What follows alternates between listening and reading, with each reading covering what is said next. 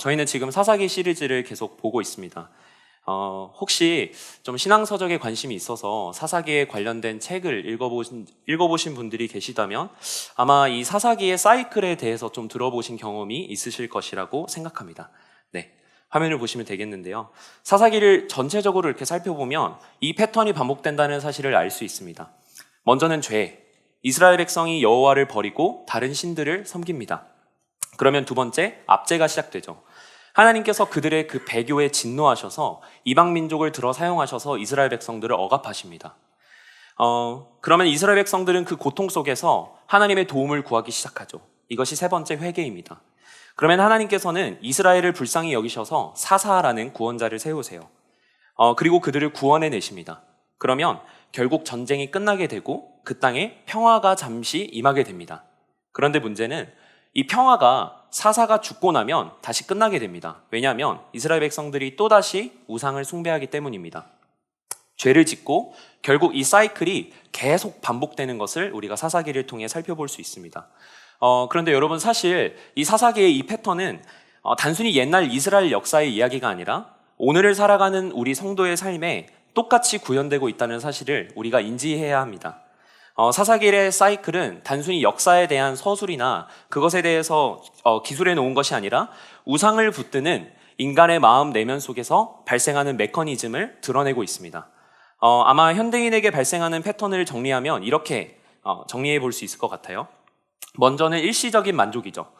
인간이 하나님이 아닌 것에 기대서 안전을 얻으려고 하면 분명한 건 기쁘긴 합니다. 근데 그 기쁨은 일시적이죠. 하지만 그 기쁨은 오래가지 못하고 금세 무너져 버리게 됩니다. 그러면 다시 뭐가 찾아오냐면 공허함이 찾아옵니다. 근데 여러분, 그 공허함을 채우기 위해서 뭐가 또 필요하죠? 더 큰 갈망이 필요하죠. 더 큰 즐거움과 더 큰 자극이 필요합니다. 그래서 또 다른 무언가를 더 큰 것을 찾아 나서기 시작합니다. 그럼 마찬가지로 그 결과는 더 큰 공허함과 더 큰 실패감이겠죠. 결국 이 패턴이 반복되다가 그 우상 숭배의 끝은 파멸이 되고 말아버립니다. 잘 와닿지 않으실 수 있을 것 같아서 좀 비유를 해드리자면 저는 이 기능이 현대사회에서 가장 잘 구현되고 있는 것이 오늘 설교 제목인 장바구니 기능이라고 생각합니다. 여러분, 온라인 쇼핑 장바구니는 뭐가 담겨져 있나요? 제가 설교 준비하면서 두 가지 앱을 살펴봤습니다. 첫 번째 앱은 번개장터이고요. 그다음에 두 번째 앱은 알라딘입니다. 저는 3부 예배를 섬기는 사역자이기 때문에 이제 1부 예배 때는 도울 일이 많이 없으면 종종 그냥 예배자로 참석해서 예배를 드리곤 하는데요. 그래서 어느 날 이렇게 앉아서 예배를 시작했는데 갑자기 남궁 전도사님께서 저에게 그리팅을 시키는 거예요. 그 사역자들끼리 정한 건 아닌데 암묵적으로 그리팅을 시키지 않는 룰이 있었기 때문에 저는 완전 방심하고 가만히 있었거든요. 근데 갑자기 원미듬 전도사님 그리팅 가능하시겠습니까? 저 어떻게 얘기해요? 어떻게 안 된다 얘기해요. 제 전도사인데. 그래서 네 하고 이렇게 떨떠름하게 마이크를 받았습니다. 질문을 보니까 당신은 요즘 무엇과 연결되어 있나요? 라는 질문이었습니다. 제가 그 질문을 보는데 그 설교자의 의도가 너무 보이는 거예요. 예수님이겠죠. 그렇죠? 그래서 저는 예수님과 연결되어 있습니다 라고 말하려고 했는데 속에서 갑자기 막 그런 부담이 생겼습니다. 아유, 거룩한 척하네. 꼴에 전도사라고 예수님이란다. 노잼 나가라. 막 이런 소리가 들리는 거예요. 하진 않았지만. 그래서 막 급하게 머리를 굴리다가 순간적으로 저도 모르게 제 입에서 이런 대답이 나왔습니다. 전 요즘 번개장터와 연결되어 있습니다. 지금처럼 약 3초간의 정적이 흘렀습니다. 그래서 남궁 전도사님께서 기다리시다가 끝인가요? 제가 뭐 할 말이 없으니까 네, 이상입니다 하고 마이크를 건넨 적이 있는데요.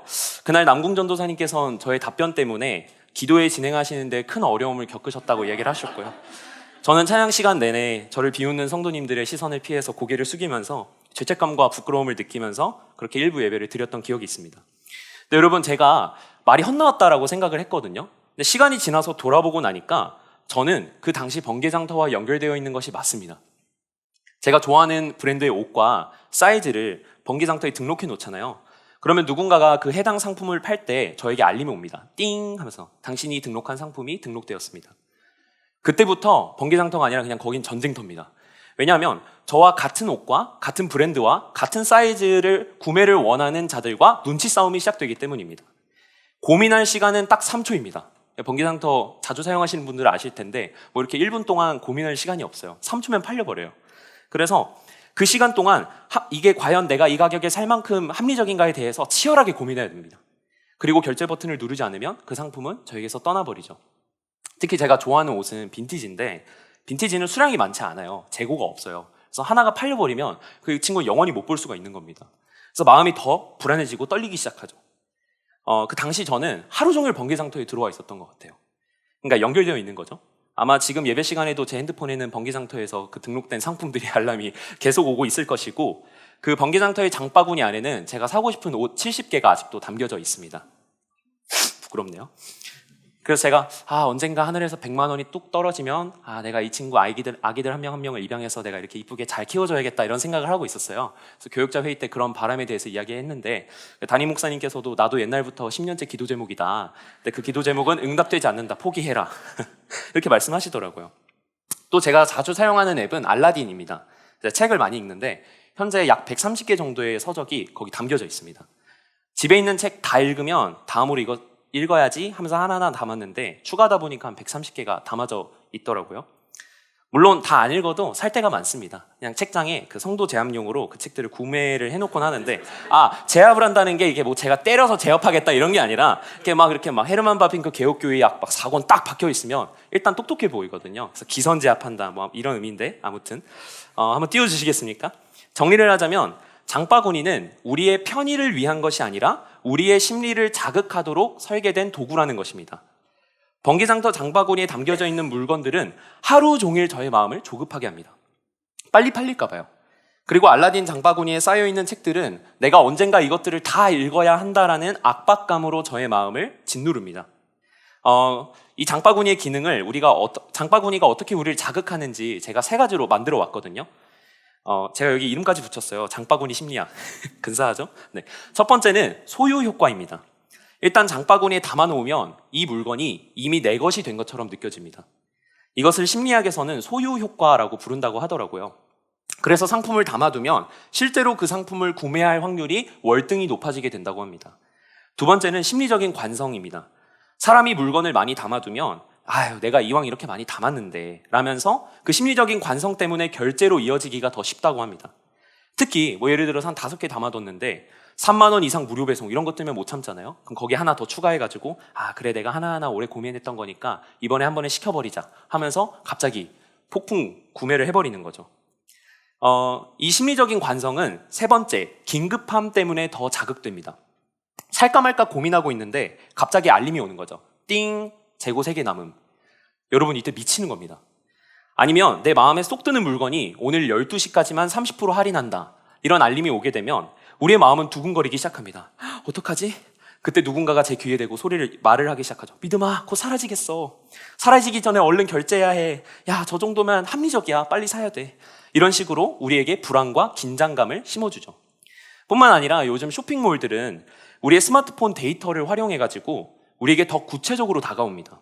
맞춤형 광고와 쿠폰을 우리에게 막 뿌리기 시작하죠. 그래서 인스타 스토리를 슥슥 넘기다 보면 갑자기 너무 내 스타일인 브랜드가 딱 광고로 뜨곤 합니다. 시즌 오프 50% 할인. 그러면 저희는 뭐 안 살 거지만 한번 둘러볼까 하면서 한번 슥슥 둘러보다가 또 뭐 하나 사게 되는 거죠. 결국 장바구니는 내 물건을 보관하는 보관함이 아니라 나를 결제까지 끌고 가려는 마케팅 무기인 것입니다. 쿠팡, 알라딘, 번개장터 등등 수많은 앱에 장바구니 기능이 있죠. 왜 그럴까요? 그냥 단순히 편하게, 편리하게 물건을 담아두라고 만들어 놓은 걸까요? 여러분 속으시면 안 됩니다. 마케팅은 우리에게 그렇게 이유 없이 친절하지 않습니다.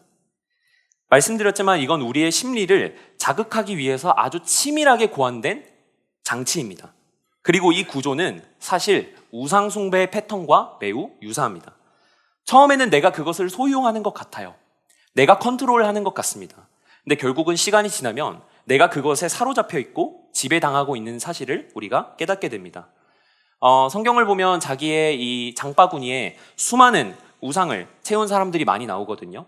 그리고 그중 대표적인 한 사람이 바로 오늘 본문에 등장한 시스라 장군입니다. 그의 장바구니에는 3가지 우상이 담겨져 있었습니다. 첫 번째, 철병거 900대입니다. 이것을 물질, 재산, 능력이라고 할 수 있습니다. 지난주 설교를 들으신 분이라면 미리 들으셨겠지만 당시 철병거는 그 어떤 무기와도 비교할 수 없을 만큼 파괴적이고 강력한 무기였습니다. 이 무기는 그냥 어떤 무적을 상징하는 무기였어요. 그래서 실제로 이스라엘의 장수인 바락이라는 장수가 전쟁 전에 벌벌 떨기 시작합니다. 여러분, 바락은 히브리어로 바라크라는 단어인데요. 이것은 번개라는 의미를 가지고 있습니다. 그러니까 여러분, 그 사람의 이름이 번개라는 건 번개처럼 빠르고 강렬한 자라는 거겠죠? 그러니까 뭐 예를 들면 성수전사님은 성수동의 불주먹, 아니면 뭐 정신전도사님 뚝섬의 독사, 이런 느낌인 거죠. 그러니까 이름이 번개라는 건 전쟁에서 한 이름 하는 장수인 것입니다.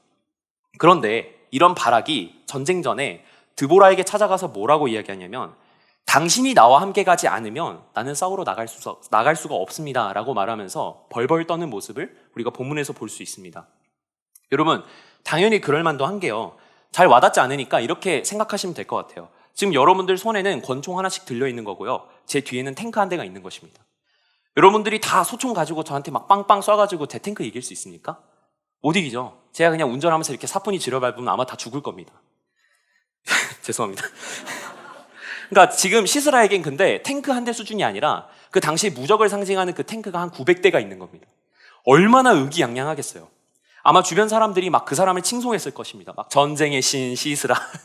그의 철병가가 지나가면 모든 게 쓰러지고 멈추면 그 자리엔 죽음과 침묵이 있지. 이런 노래는 없고요. 어쨌든 이런 노래를 불렀을 수 있겠다는 거죠. 여러분, 시스라는 이 철병거 900대가 자신을 지켜줄 것이라고, 이 병거를 가진 이상 자신은 안전할 것이라고 100% 확신했습니다. 그런데 놀라운 일이 발생하죠. 시스라와 이스라엘 백성들이 맞붙게 되었는데 갑자기 하늘에서 비가 투둑투둑 내리기 시작합니다. 그리고 이내 비가 쏴 쏟아지기 시작하더니 땅이 질퍽거리면서 시스라의 철병거가 그 진흙의 바퀴가 박히면서 움직이지 못하게 됩니다. 그리고 허무하게 패배당하게 돼버리죠. 여러분, 하늘이 개입하자마자 무적의 철병거가 박살이 나버립니다. 그리고 또 동시에 박살난 한 가지가 있죠. 뭐냐면 이것만 있으면 안전하다라는 시스라의 신념이 박살이 나버렸죠. 이 지점에서 본문은 곧장 우리에게 가까이 다가와서 질문을 하기 시작합니다. 지금 시스라와 같이 안정감을 느끼며 나를 지켜줄 것이라고 여겨지는 철병거가 당신에게는 무엇인가? 정말 그것이 예상치 못한 그 한 줄기의 비 앞에, 그 변수 앞에서도 당신을 지켜줄 수 있을 것이라고 확신하는가? 라고 본문이 우리에게 질문을 하는 거죠. 여러분, 사실 우리도 시스라와 마찬가지 아닙니까? 겉으로 드러내진 않는데 우리 다 각자 믿는 구석 하나씩은 있잖아요. 시스라의 철병거처럼 말이죠. 뭐 겉으로는 뭐 가진 것이 없습니다, 하나님의 은혜로 살아야죠 라고 우리가 말로는 이야기는 하지만, 갑자기 큰일이 닥치고 하나님이 나를 도와주시지 않는 것처럼 여길 때 짜잔, 사실 내가 이 상황을 위해서 준비했던 플랜 B가 있지 하면서 꺼낼 만한 그 무언가가 하나씩은 있지 않냐는 말입니다. 어쩌면 그것이 부모님이 나에게 물려주시기로 한 회사일 수도 있고요, 아니면 부모님이 나에게 물려주시기로 한 유산일 수도 있습니다. 아니면 내가 어렸을 적부터 부모님과 내가 꾸준히 들어왔던 적금일 수도 있고요, 또 누군가는 그 유명한 대학의 이름이나 회사의 스펙이나 또는 나의 직장의 연봉 등등이, 그 수많은 것들이 우리로 하여금 은밀하게 안정성을 누리게 할 수도 있다는 것입니다. 근데 여러분, 우리의 인생에 비가 오기 시작하면요, 나를 지켜줄 것 같았던 그것이 멈추게 됩니다. 그리고 비로소 그때 내가 붙든 것이 정말 안전한 것이었는지 아니면 불안전한 것이었는지를 깨닫게 되죠. 시스라의 장바구니에 담겨져 있던 두 번째는 헤벨과의 동맹입니다. 이것은 인간관계, 스펙, 네트워크라고 할 수 있겠습니다. 시스라는 군사력뿐만이 아니라 정치적으로도 믿는 구석이 있었습니다. 그건 바로 헤벨과의 동맹이었죠. 사사기 4장 17절 말씀을 한 목소리로 함께 읽어보도록 하겠습니다. 시작! 시스라가 걸어서 도망하여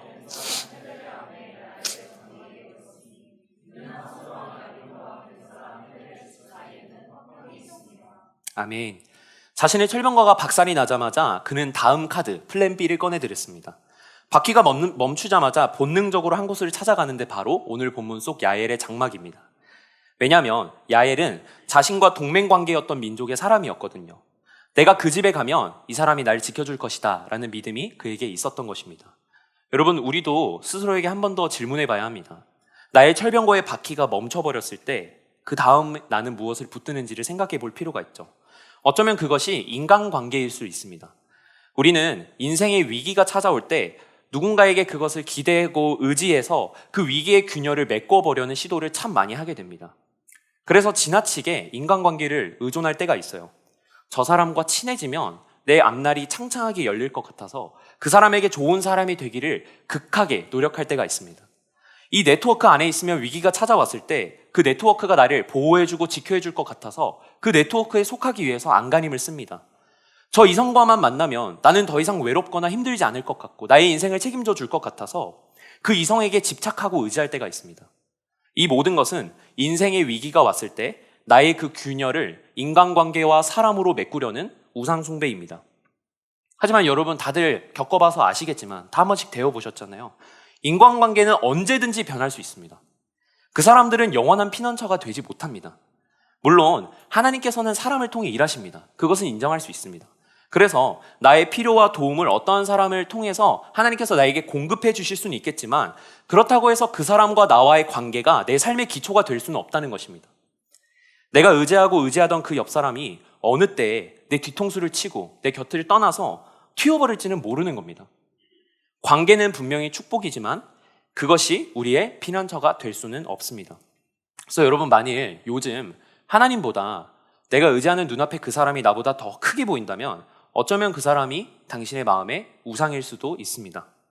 세 번째, 그렇다면 이제 마지막이죠. 철병거도 부서지고 동맹국가의 사람을 의지했다면 그 다음으로 시스라가 무엇을 붙들었을까요?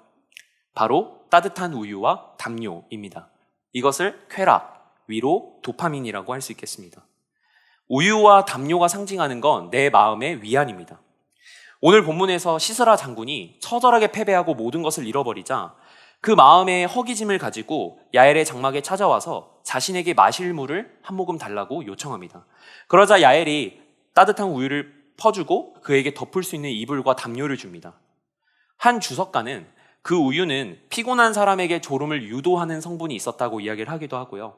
또 우유를 주고 담요를 주는 그 행동이 어떤 의미냐면 당신은 이제 안전합니다 라는 환대의 행동이었다고 이야기를 합니다. 여러분 그렇습니다. 우리도 우리의 마음의 위로가 필요할 때 그 한 잔의 우유와 따뜻한 이불이 필요하죠. 공허하고 어려운 마음을 일단 진정시킬 무언가가 필요합니다. 그래서 우리는 하루 종일 열심히 일을 하고 집에 돌아와서 그 지친 마음을 달래려고 밤새 릴스와 유튜브를 시청합니다. 또 누군가는 오늘 하루에 대한 보상을 느끼고 싶어서 먹으면 안 되는 술과 야식을 먹게 되죠. 또는 인터넷 쇼핑으로 내 집에 도착해 있는 그 택배 상자를 보면서 그 택배 상자 하나하나를 까면서 내 마음을 위로하려고 합니다. 하지만 여러분, 그것들은 우리의 마음을 잠깐 정서적으로 진정시키는 진정제의 역할은 할 수는 있습니다. 하지만 그것들이 우리의 영혼을 먹이는 음식이 되지는 못하죠. 오히려 그것들은 잠깐 나의 마음을 위로해 주는 것 같지만 결국엔 우리에게 파멸을 가져다 줍니다. 마치 시스라가 그 편안한 침대에서 야엘에 의해서 죽임을 당한 것처럼 그 모든 것은 우리로 하여금 더 큰 공허함과 더 큰 자극으로 몰고 가서 결국 우리를 파멸에 이르게 한다는 것입니다. 여러분, 이건 시스라만의 문제가 아닙니다. 오늘날에도 우상은 아주 동일한 방식으로 우리에게 찾아옵니다.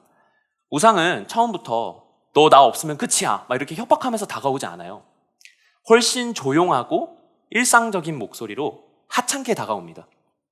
믿음아, 그거 하나만 더 해봐. 오늘 하루 고생했잖아. 그 정도는 누릴 자격 있잖아. 이것쯤은 해도 괜찮아. 이때까지만 해도 우리는 그것이 뭔가 우상이 될 수도 있겠다라는 위기감을 느끼지만 그렇게 생각해요. 그래도 뭐 내가 통제할 수 있겠는데? 요 정도면 내가 컨트롤할 수 있겠는데? 하지만 어느 순간부터 방향이 바뀌기 시작하죠. 내가 그것을 쥐고 있다고 생각했는데 사실 어느덧 나중에 살펴보니까 그것이 나를 쥐고 있음을 깨닫게 됩니다. 이 시대에는 우리의 마음에 장바구니에 담을 만한 것들이 너무나 많습니다.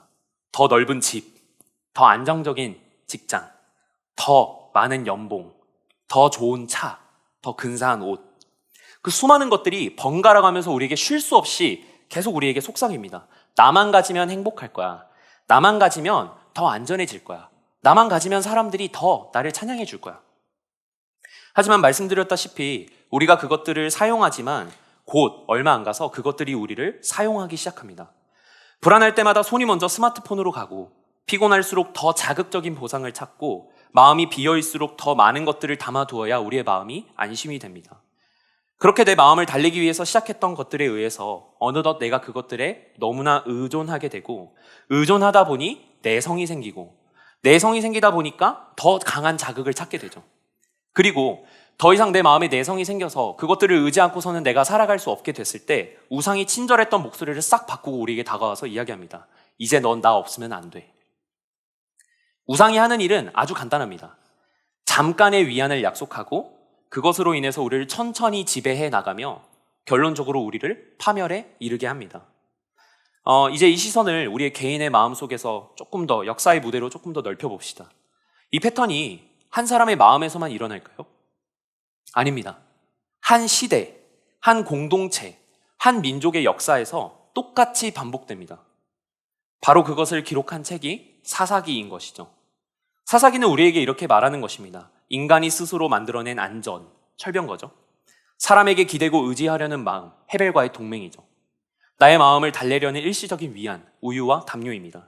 이 모든 것은 한때에 진정시키는 것일 뿐이지 영원한 구원이 될 수 없다. 그래서 하나님께서 사사를 세우시면 잠시 잠깐 평화가 오기는 하지만 근본적으로 바뀌지 않기 때문에 곧 다시 무너지게 되는 것입니다.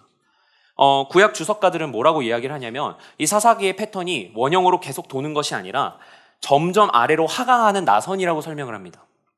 그래서 실제로 사사기를 잘 보면 사사들의 도덕적인 수준과 영적인 리더십의 수준이 점점 더 낮아지는 것을 알 수 있습니다. 그래서 맨 마지막 나중에 보면은 그 머리 긴 그 사사 누구죠? 삼손, 개판이잖아요. 이스라엘 공동체 역시 점점 깊은 타락으로 빠져간다는 것을 우리는 사사기를 읽는 내내 알 수 있습니다. 그러므로 사사기의 메시지는 분명합니다. 이스라엘은 실패했다.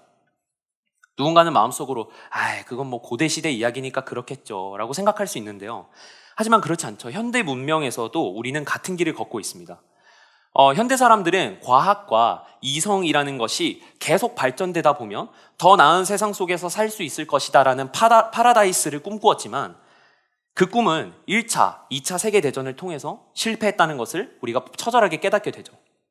그것뿐만이 아니라 여전히 오늘날 우리가 살고 있는 시대 속에서도 냉전의 공포감이 있죠. 그리고 오늘날 계속 전쟁이 일어나고 있고요. 정치적인 양극화와 중독과 고립의 현상은 고대뿐만이 아니라 현대를 살고 있는 우리에게 여전히 나타나고 있습니다. 물론 과거에 비해서 우리가 조금 더 똑똑해졌을 수는 있지만 우리가 더 선해진 것은 아닙니다. 그래서 역사도 개인도 계속 같은 패턴을 반복합니다.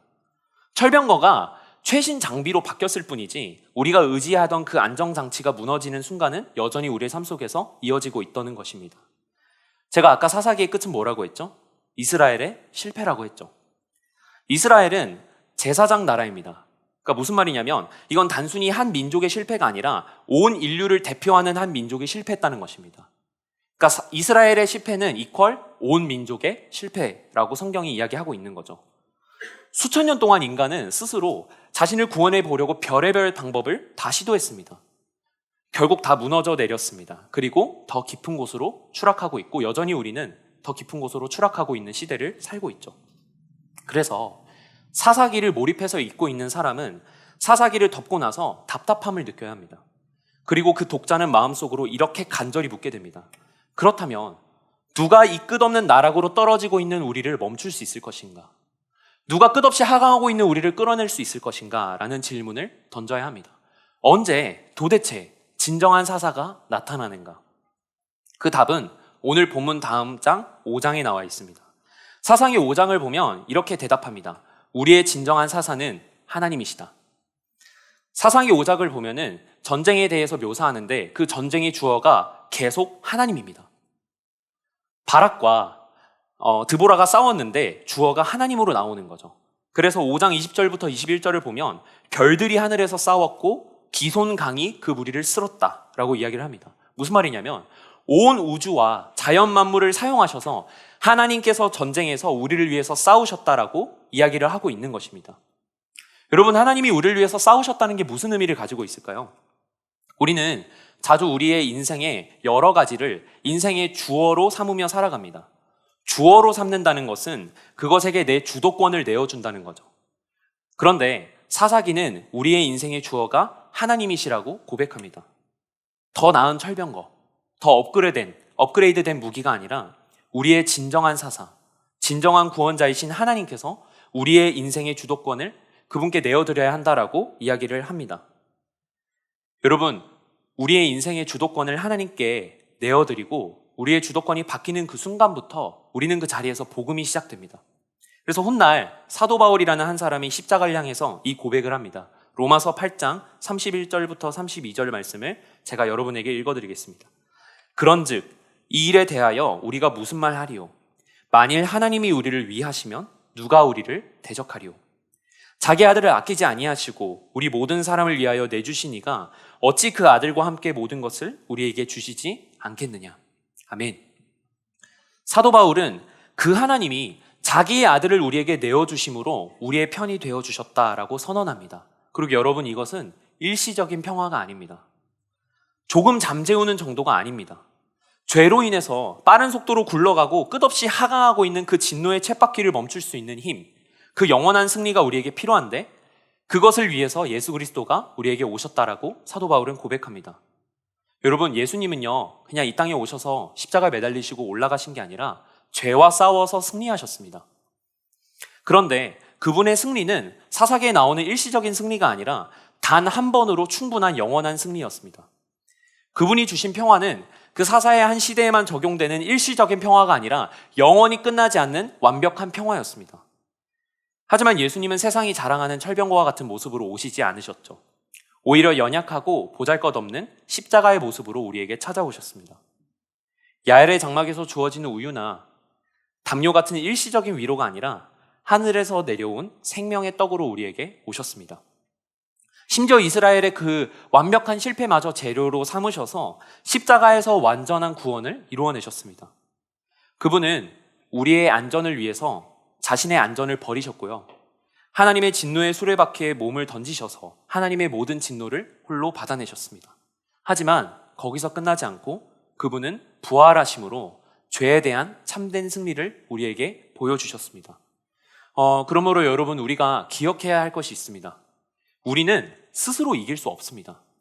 우리가 만들어낸 무엇인가로는 이 죄의 뿌리를 끊어낼 수가 없습니다. 우리는 영원히 패배할 수밖에 없는 필연적인 존재입니다. 하지만 하나님께서 우리를 위해서 싸우셨고 끝내 승리하셨습니다. 그러므로 사사기 5장이 이야기하는 것입니다. 승리는 우리에게 있지 않고 하나님께 있다. 그렇기 때문에 복음은 우리를 다른 식탁으로 초대하죠. 장바구니에 쌓아둔 모조품이 아니라 하늘로부터 내려온 참된 양식, 생명의 떡이신 예수 그리스도를 먹고 마시는 자리입니다. 그러므로 여러분, 하나님께서 하늘의 오븐에서 우리를 위해서 갓 지어내신 그 풍성하고 따뜻한 빵 먹기를 거부하지 마십시오. 빗자루로 바닥을 쓸어서 보잘것없는 빵 부스러기를 얻는 데에 만족하며 살길 마시길 바랍니다. 하나님께서는 지금 그 임재 식탁을 차리시고 우리에게 와서 먹으라고 초청을 하고 계십니다. 교회 밖을 보면 많은 사람들이 굶주려 있죠. 인간이 만든 자기개발과 자아 향상과 그것을 위한 프로그램을 과다 섭취해서 병들어 있습니다. 그러나 여러분, 하나님을 믿는 우리의 갈망과 굶주림은 그리스도를 향해 합니다. 그리고 그 음식을 먹을 때에만 비로소 우리가 참된 만족을 얻을 수 있습니다. 그분을 먹는다는 건요, 지적으로 동의하는 것이 아닙니다. 예수 그리스도 안에서 하나됨 안으로 실제로 들어가서 그분의 생명에 우리가 참여하는 것입니다. 그러므로 여러분, 복음은 감동받는 것이 아니라 내 식탁 위에 거짓된 것들을 다 쓸어버리고 참된 생명의 떡을 올려두고 먹기 시작하는 것입니다. 우리가 생명의 떡을 먹기 시작할 때 그때 비로소 우리의 사랑의 질서와 방향이 다시 잡히고 재배치되기 시작합니다. 그렇다면 생명의 떡을 먹기 시작할 때 우리는 어떻게 바뀌기 시작할까요? 제가 구체적으로 4가지를 한번 적어왔습니다. 세상이 주는 안전은 조건부죠. 통장, 잔고, 관계, 성취가 흔들리면 우리는 함께 무너지기 시작합니다. 그러나 그리스도 안에서 우리는 하나님은 우리의 피난처시오, 힘이시니 환난 중에 만날 큰 도움이시다라는 사실을 몸으로 배우기 시작합니다. 물론 상황은 여전히 거칠 수 있어요. 그러나 하나님의 돌보심 아래 우리가 놓여 있다는 사실이 우리로 하여금 우리의 영혼이 숨을 쉬게 합니다. 그러니까 안락함이 아니라 쉼을 얻게 되는 것입니다. 하나님의 그 품 안에서 진정한 안도감을 얻게 되는 것입니다. 2번째, 사람의 평가가 조건 없는 그리스도의 사랑으로 변화되기 시작합니다. 우리 안에는 인정에 대한 갈증이 있습니다. 사람의 평가로 목마른 영혼은 끝없이 더 큰 박수와 인스타에 더 좋아요를 받고 싶어 하죠. 그래서 어떤 사람들은 좋아요가 100개면 300개를 원하죠. 300개를 받으면 500개를 원하죠. 물론 500개를 못 받죠. 그것이 나를 인정해주고 나의 존재를 가치 있다고 말해주는 것 같기 때문에 더 많은 사람들이 내 인스타에 좋아요를 누르고 팔로우를 해줬으면 좋겠습니다. 그런데 그리스도 안에 거하는 자에게 어떤 일이 일어나냐면 십자가를 통해서 이미 확정된 선언을 듣게 됩니다. 그리스도 안에서 너는 이미 사랑받은 자이다. 이 선언 앞에서 우리는 더 이상 인정받고자 하는 투쟁을 내려놓게 되고요. 인정받고자 하는 그 씨름을 내려놓게 됩니다. 그리고 오히려 사랑으로 타인을 섬기고 타인에게 일하는 인격이 우리 안에 세워지기 시작하죠. 세 번째, 내가 쥐려는 손에서 하나님의 주권으로 변화되기 시작합니다. 우상은 지금 네가 그것을 쥐어야 네가 안식을 얻을 수 있다라고 우리에게 거짓말합니다. 하지만 여러분들 잡아보셨겠지만 움켜질수록 더 불안합니다. 놓칠 수 있기 때문이죠. 그러나 그리스도께 다스림을 받는다는 역설 속에서 우리는 그 모든 것들로부터 손을 펴는 자유를 얻게 됩니다. 주권이 나에게 있는 것이 아니라 하나님께 있음을 우리가 알게 될 때 우리는 결과를 조작하고 싶다라는 강박에서 해방되어서 말씀에 즉각적으로 순종하는 단순함을 회복하게 되죠. 통제의 손이 펴지자 평안이 찾아오고 역설적으로 그리스도께 더 즉각적으로 순종할 수 있는 단순함이 우리에게 생기는 것입니다. 마지막, 힘의 지배에서 낮아짐과 섬김의 자리로 가게 됩니다. 권력에 대한 집착에서 낮아짐으로 변화되는 것은 상당한 것입니다. 우상의 힘은 사다리를 올려다보게 합니다. 저 위로 가라는 거죠. 반면에 그리스도와 연합한 자는 섬김의 다스림을 배우면서 낮아짐 속에서 예수님을 닮아가게 됩니다. 철병거 900대를 무력화시킨 그 비와 별과 강을 부르시는 그분의 손 아래에 우리의 삶이 맡겨질 때 우리의 힘이 아니라 은혜에 붙들려 살아가게 되기 때문입니다. 여러분, 이 네 가지의 모든 변화는 결심의 결과가 아니라 우리가 먹는 양식의 교체에서 시작됩니다. 우유와 담요 같은 일시적인 진정제가 아니라 하늘의 떡을 매일매일 먹는 그 말씀을 묵상하는 그 삶을 통해서 우리가 그리스도를 취하고 기도로 그분 안에 거하면서 공동체의 순종 속에서 자신을 하나님께 내어 맡기는 삶을 살아가게 되는 것입니다. 그러므로 우리의 사랑이 재배치되고 욕망의 질서가 바로 서게 되어지면서 선택의 방향성이 달라지게 될 것입니다. 그러므로 여러분, 우리의 식탁을 정리했으면 좋겠습니다. 일시적인 안정을 약속하는 그 모조품들을 과감히 치우시고요. 반석이신 그리스도 위에 다시 서시기 바라십니다. 피난처이신 하나님께 숨으십시오. 그때 흔들리는 세상 가운데서도 우리는 흔들리지 않는 사람이 될 줄 믿습니다. 시편 46편 1절부터 7절 말씀을 한 목소리로 봉독하고 설교를 마치도록 하겠습니다. 한 목소리를 읽겠습니다. 시작. 하나님은 우리의 피난처시요 힘이시니 환난 중에 만난 큰 도움이시라. 그러므로 땅이 변하든지 산이 흔들려 바닷 가운데에 빠지든지 바닷물이 솟아나고 뛰놀든지 그것이 넘침으로 산이 흔들릴지라도 우리는 두려워하지 아니하리로다. 한 시내가 있어 나뉘어 흘러 하나님의 성 곧 지존하신 이의 성소를 기쁘게 하도다. 하나님이 그 성 중에 계심에 성이 흔들리지 아니할 것이라. 새벽에 하나님이 도우시리로다. 문 나라가 떠들며 왕국이 흔들렸더니 그가 소리를 내심에 땅이 녹았도다. 만군의 여호와께서 우리와 함께 하시니 야곱의 하나님은 우리의 피난처시로다. 아멘.